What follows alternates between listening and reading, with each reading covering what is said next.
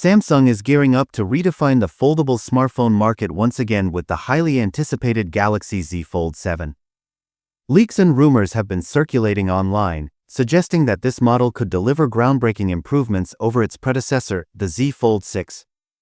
If the speculation holds true, this could be Samsung's most advanced foldable phone yet. Samsung's foldable revolution continues. Foldable smartphones have come a long way, with Samsung leading the charge. The Z Fold series has consistently set new industry standards, and the Z Fold 7 promises to push the boundaries even further. Samsung appears dedicated to perfecting the foldable experience, so users can expect a smoother, more refined device. Leaked specs hint at big upgrades. While Samsung has yet to unveil official specifications, trusted sources point to major improvements. Thinner, more compact design for enhanced portability. Upgraded displays featuring higher refresh rates and improved durability.